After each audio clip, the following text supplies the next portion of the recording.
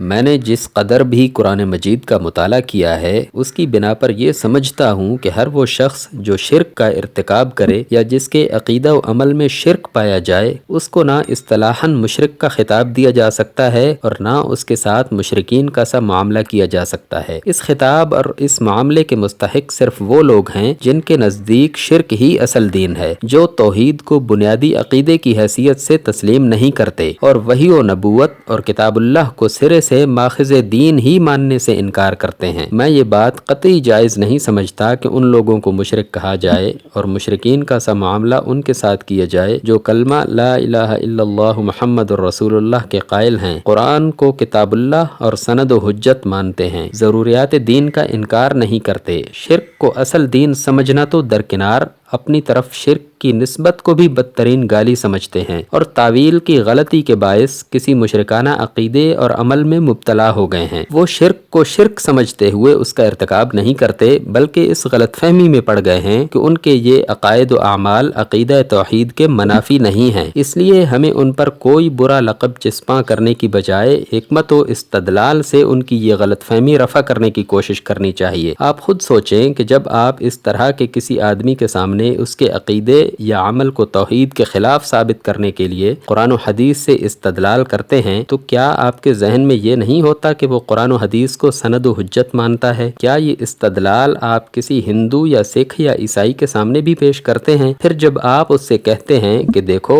فلاں بات شرک ہے، اس سے اجتناب کرنا چاہیے، کیا آپ اس وقت یہ نہیں سمجھ رہے ہوتے کہ یہ شرک کے گناہ عظیم ہونے کا قائل ہے؟ اگر یہ بات نہ ہوتی تو آخر آپ اس کو شرک سے ڈرانے کا خیال ہی کیوں کرتے؟ اگر آپ مولانا مودودی کے افکار سے آگاہی چاہتے ہیں تو ہمارے چینل کو سبسکرائب کیجیے اور گھنٹی کا بٹن ضرور دبائیے تاکہ ہماری ہر نئی آنے والی ویڈیو جلد آپ تک پہنچ سکے۔